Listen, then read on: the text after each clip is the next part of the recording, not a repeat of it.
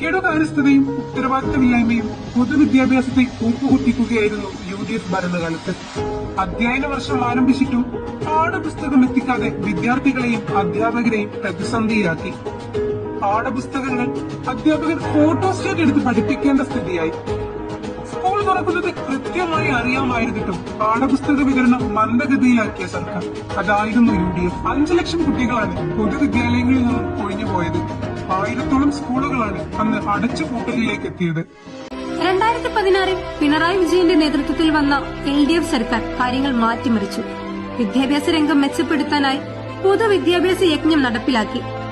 വിദ്യാഭ്യാസ മേഖലയ്ക്കായി 5000 കോടി ചെലവഴിച്ചു. സ്കൂളുകൾ മെച്ചപ്പെട്ടു, കെട്ടിടങ്ങൾ നവീകരിച്ചു, സ്കൂളിനായി പുതിയ കെട്ടിടങ്ങളും നിർമ്മിച്ചു. ക്ലാസ് മുറികൾ സ്മാർട്ട് ക്ലാസ് റൂമുകളാക്കി, സ്കൂളുകൾ ഹൈടെക്കുമാക്കി. അങ്ങനെ രാജ്യത്തെ ഏത് മേഖലയെടുത്ത് പരിശോധിച്ചാലും നമ്മുടെ വിദ്യാഭ്യാസ രംഗം മികവുറ്റതായി. കേരളത്തിലെ പൊതുവിദ്യാഭ്യാസ രംഗം ഇന്ത്യയിലെ തന്നെ വിദ്യാഭ്യാസ മേഖലയിൽ ഒന്നാമതെത്തിയിരിക്കുന്നതായി ഇന്ത്യ ഗവൺമെന്റും കേന്ദ്ര ഏജൻസിയായ നീതി ആയോഗും തുടർച്ചയായി സാക്ഷ്യപ്പെടുത്തി. LDF സർക്കാരിന്റെ കൃത്യമായ ഇടപെടലിലൂടെ മോശം സ്ഥിതിയിലായിരുന്ന വിദ്യാഭ്യാസ മേഖലയെ മികവുറ്റതാക്കി മുന്നോട്ട് കൊണ്ടുപോകുന്നു.